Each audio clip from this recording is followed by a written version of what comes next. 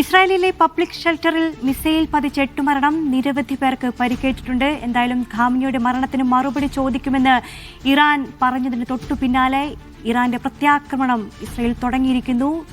Missile ആക്രമണമാണ് ഇസ്രായേലിൽ ഉണ്ടായിരിക്കുന്നത്. 8 മരണമാണ് ഇപ്പോൾ സംഭവിച്ചിരിക്കുന്നത് എന്നാണ് ഏറ്റവും പുതിയ വിവരങ്ങളുള്ളത്. നിരവധി പേർക്ക് പരിക്കുമേറ്റിട്ടുണ്ട്.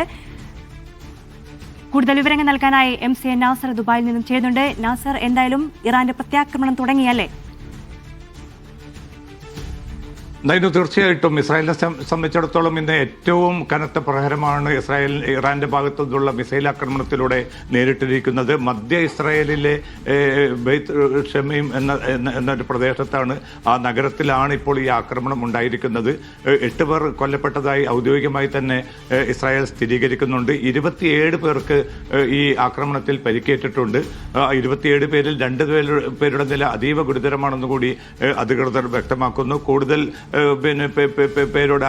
പേരെ മുഴുവൻ ആശുപത്രികളിലേക്ക് മാറ്റിയിരിക്കുകയാണ്. ഹെലികോപ്റ്ററുകൾ ഉപയോഗിച്ചുകൊണ്ടാണ് ഈ പരിക്കേറ്റവരെ ആശുപത്രികളിലേക്ക് മാറ്റിയിരിക്കുന്നത്. എന്തായാലും കൂടുതൽ മരണസംഖ്യ ഉയരാനുള്ള ഒരു സാധ്യതയുണ്ട് എന്നുകൂടി ആരോഗ്യ വൃത്തങ്ങൾ വ്യക്തമാക്കുന്നുണ്ട്.